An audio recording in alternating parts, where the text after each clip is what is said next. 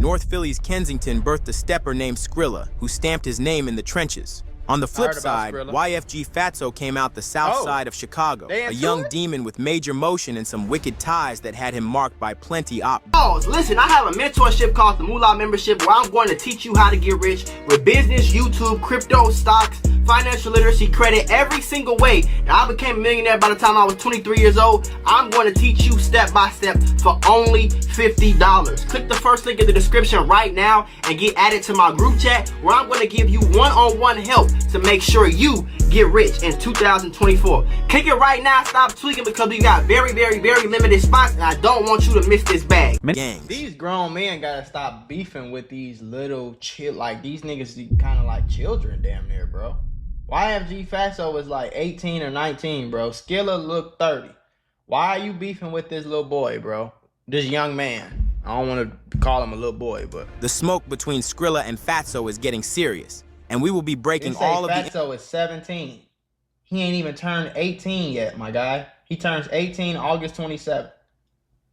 Information down in this video today. Imported smoke. Skrilla's decision to post up in Chicago's 79th and Maryland area wasn't some casual music networking move. Rumors say he was really with the Bloodhounds and also No Limit members like Big Op. Now, the Bloodhounds had some of the most active in the city, originally coming up from a set called Drill City, but way more dangerous than they were. These young demons gained the big name through their fallen member Bloodhound Lil Jeff, who was a real crazy serial before he got clapped while sliding on ops. When Jeff got hit up while sliding on Trap City, his cousin BloodhoundQ50 took up the family legacy and decided to take rap seriously. Q50's rise happened with Skrilla's arrival in Chicago, so they bounded really well. Crazily, this partnership that would later drag the Philly rapper into fights he knew nothing about. The Bloodhound's connection to NLMB through Lil Bibby also adds another layer of gameplay that outsiders can't really wrap their heads around. YFG Fatso came out of the East Chatham section, a zone that moved way different from the average drill set in the city. By 17, he was already making serious noise, fresh off a discovery from Dirk's camp, leveling up off early fame from his track Go-Go, which he dropped at just 12. His link up with A Block, also known as 808 Mob, a GD set posted in Princeton Park around 88th and Princeton, instantly threw him in that fire with the Bloodhounds and their NLMB affiliates. This static ran deep. The tension between 808 Mob and NLMB wasn't new. It was legacy beef. 808 Mob has been stamped in the city as one of the OG GD sets. On the other side, NLMB, standing for No Limit Muskegon Boys, came up off a merger of renegade GDs, BDs, and Black P Stones out of 78th and Muskegon. Their most known branch, Drench Gang, where names like G Herbo and Lil Bibby are heavy. That crew and Why they keep showing Lil Baby when he say Lil Bibby? 8 Mob had been locked in for over 30 years. Fatso linking with 095 Mob only made his op list stretch further. 095 was into it with Bloodhounds for a long minute, so any kind of ties with them made Fatso a bigger target, especially while already clashing with NLMB. Fatso even talked about his issue with BloodhoundQ50 during a J Main Whoops interview. You know, I'm all crazy on it. So with the little scum, do you feel like with I feel like he attached to the Q50 one, right? He's Q50 still alive. So like I'm seeing a repeat us back then. I'm like, hell no. It's really just like, look, ain't never gonna be satisfied. So that is what that is. You know, on some one-on-one shit on, that ain't for the internet, but that's me and you. That's just.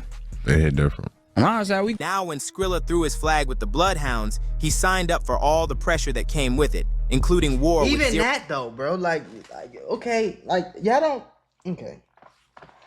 don't find it weird that the 26-year-old man is clicked up with a bunch of the Bloodhounds they young too, bro. These niggas is like 19.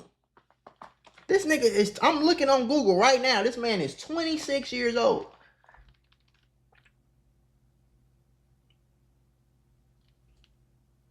.95 Mob, and it won't stay quiet for long. The November 10th, 2022 McDonald's hit on 95th Street was the spark that turned sneak and subs into full-blown war mode. So YFG Fatso is cool with 95th, niggas over there on 95th.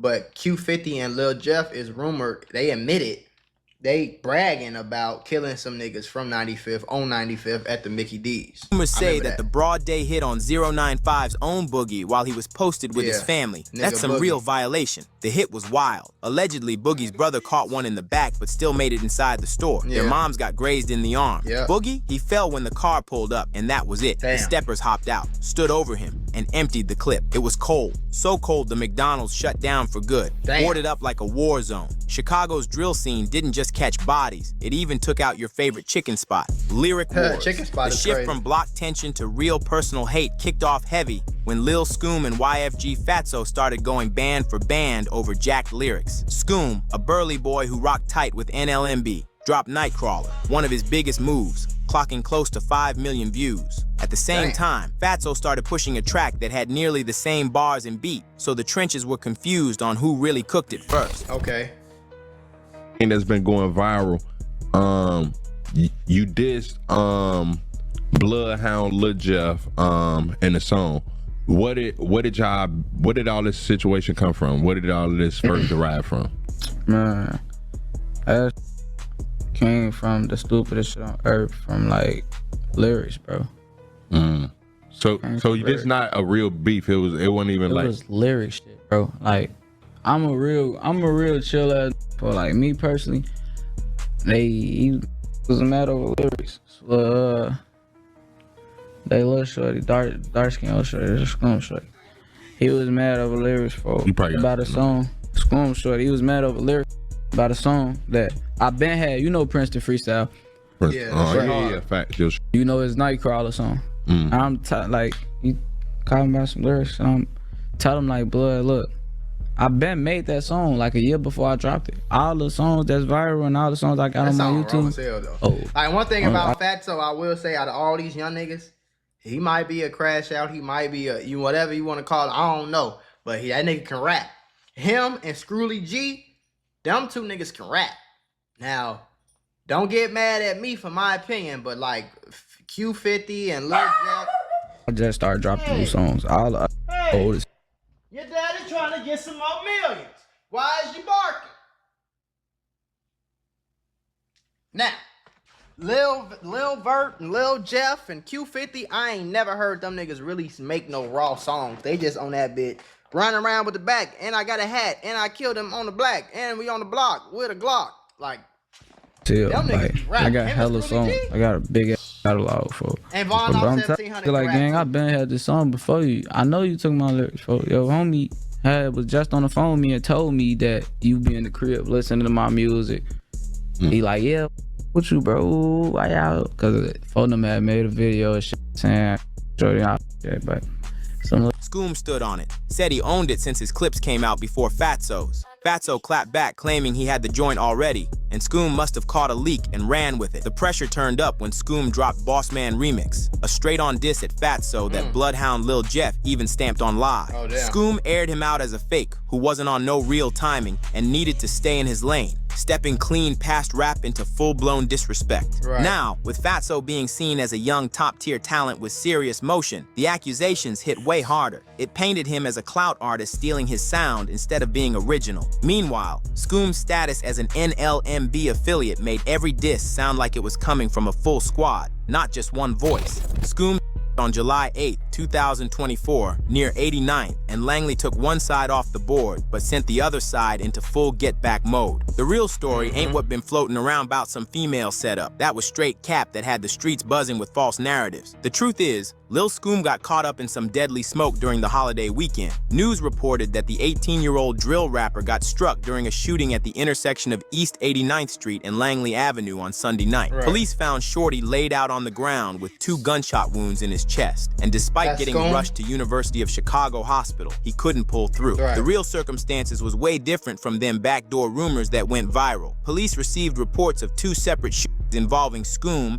and another young stepper known as Lil Will. The 2 homies was reportedly together that night when they got into some heated argument with an unknown individual. The drilling happened shortly after that confrontation escalated beyond words. Will got found inside an Uber with gunshot wounds to both thighs, showing he caught some shots but survived the encounter. He also got rushed to University of Chicago Hospital while Scoom was fighting for his life. Police said they spotted a possible suspect and tried to chase him down, but Shorty managed to escape before they could snatch him up. The camera footage and female setup story that had everybody talking turned out to be completely fabricated. No surveillance showed any woman lining Scoom up, no tinted SUV pulled up with masked and no backdoor operation went down like the internet was claiming. Right. What really happened was two young steppers got caught in some street beef that turned deadly over an argument. The simplicity of the real story didn't satisfy the drill community's appetite for complex conspiracy theories, so the backdoor narrative took off and became accepted truth, even though it was straight lies. And looking back, Fatso sliding to shoot music vids with Risky Road right after Scoom's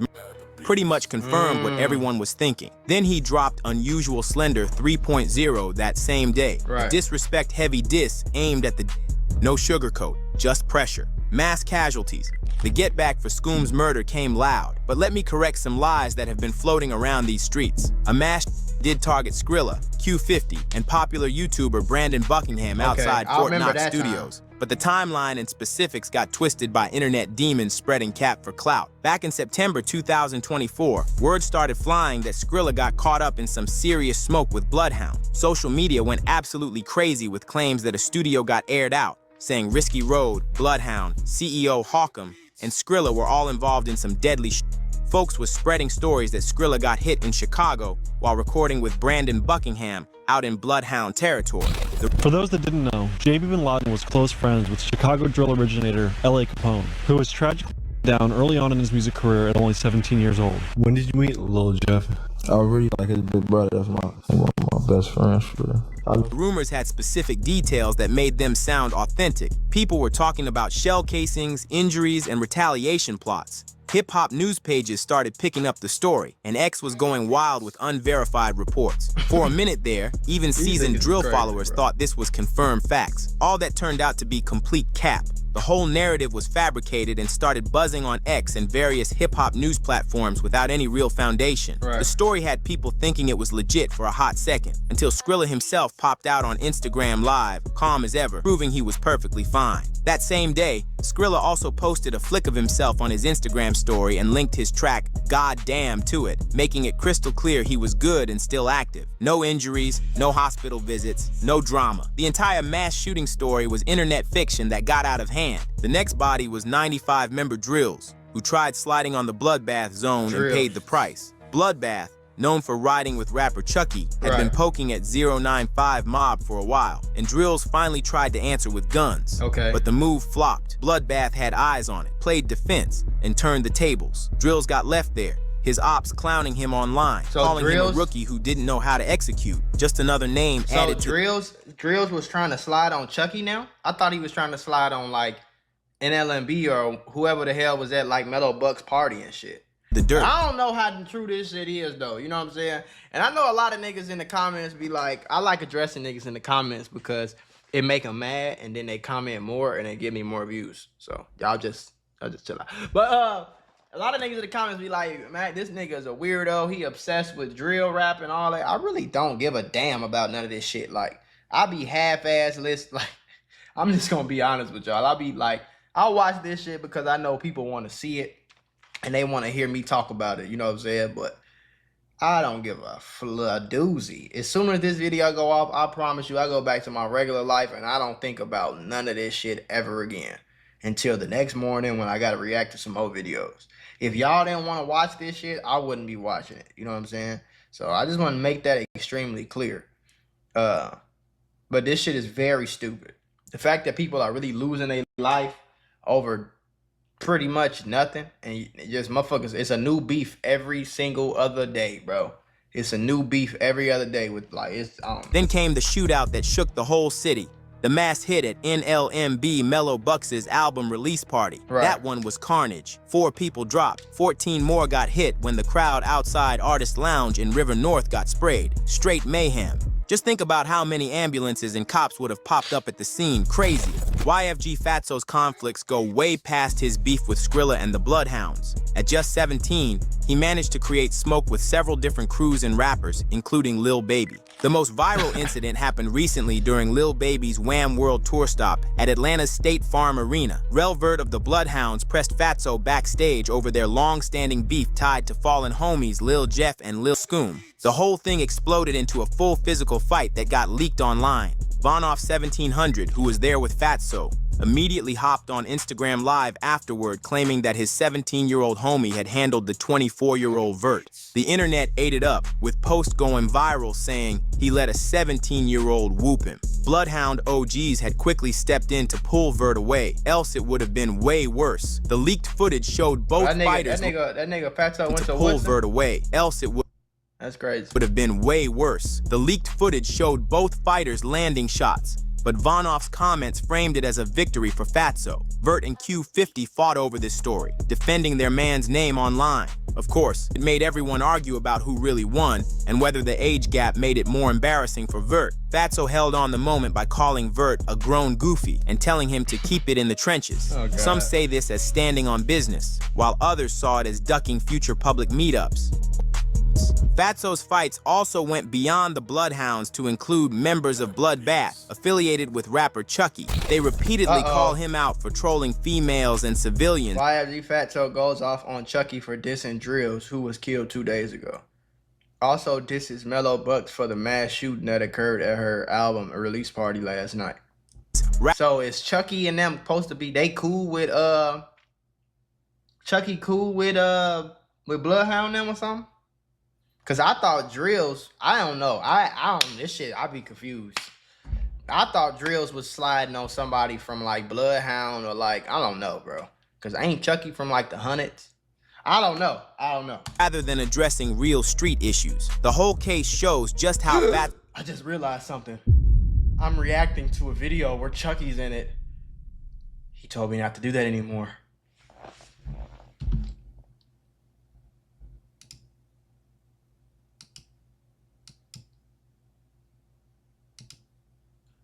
So social media moves were creating enemies for him across multiple gangs. Point of No Return, the artist restaurant and lounge hit, showed clear as day how this beef leveled up from back and forth to all-out war that could spark anywhere, anytime. Mellow Bucks' album release party wasn't packed with hitters or steppers, just regular fans, people who pulled up for the music, not the madness. But that didn't matter. CCTV caught a dark ride circling the block multiple times before rang out, meaning the drill was scoped out ahead of time. They were watching movements, plotting every angle. Heard a lot of fire, and then and next thing you know is a whole bunch of police officers driving by fast, ambulance, fire rescue. When the moment hit, the aired it out straight from the car while sliding past, dumping rounds and hitting 18 people in under a minute. Four didn't make it. Cops came out and said it was a targeted hit, not random, but they kept quiet on who the real target was. But anyone who's tapped into the streets could see the timeline. The slide came right after Drills got left on the pavement, and fingers pointed to it being payback by his set,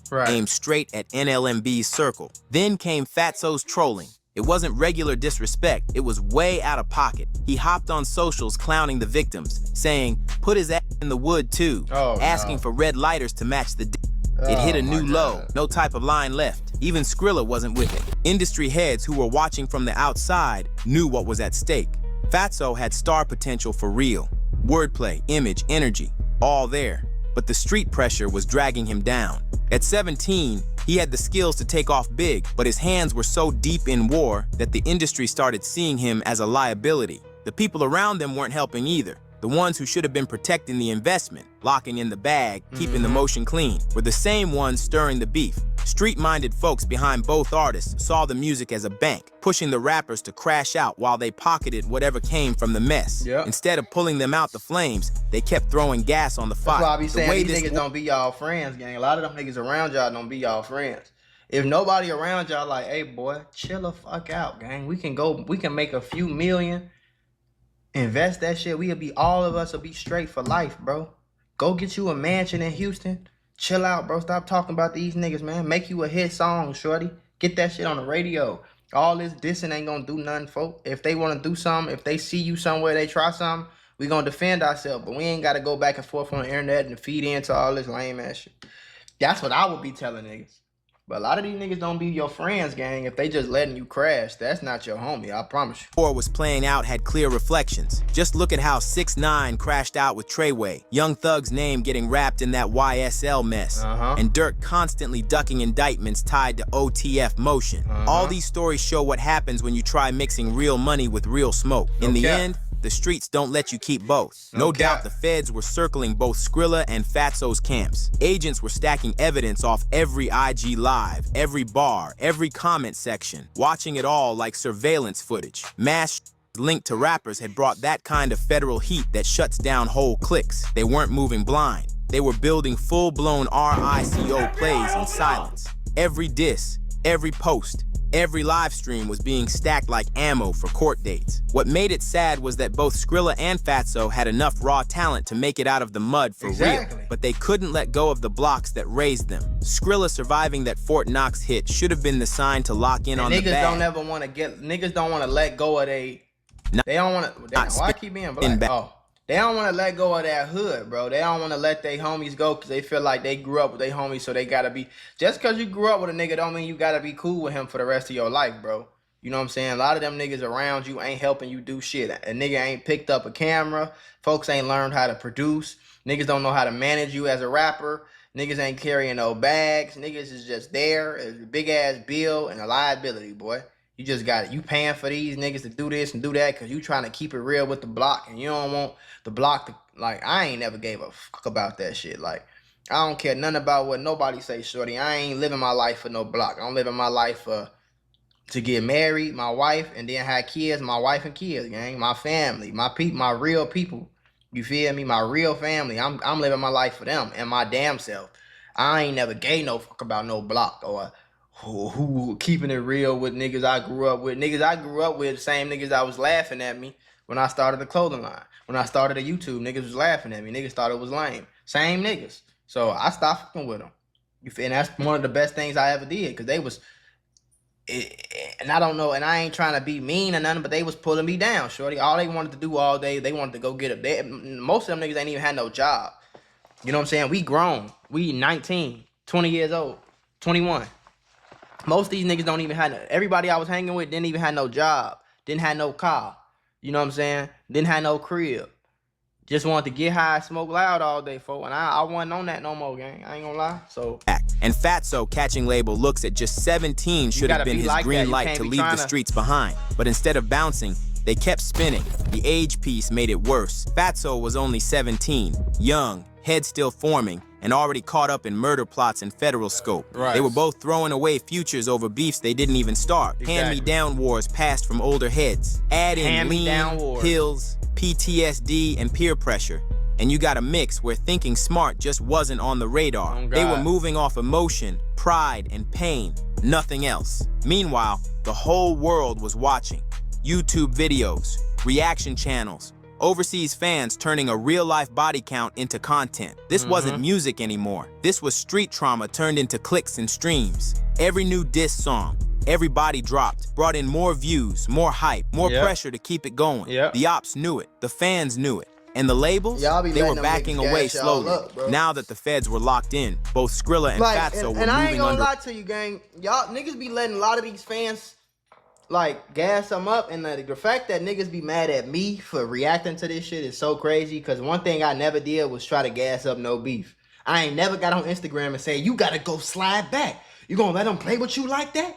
You gonna let them smoke? I ain't never tried to gas this shit up, gang. I ain't never one time. You can't pull up no video where I instigated some beef at all. You can't pull up no video where I said, y'all gotta go get back for y'all homie. Y'all better go slide on them niggas. Y'all a bunch of bitches. Y'all gonna let them do that? Y'all ain't never heard me talk like that. Y'all never heard me diss no dead homies that these niggas got. Y'all never heard me pick no side on this shit. Y'all never heard me instigate at all, folks. At all, shorty. Like, on bro. So it's like, for the fact that niggas will be mad at me in the comments, in the DMs, whoever, whatever. The fact that people will be mad at me for reacting to this shit and not even fully understanding what the fuck is going on and what my point of this shit is.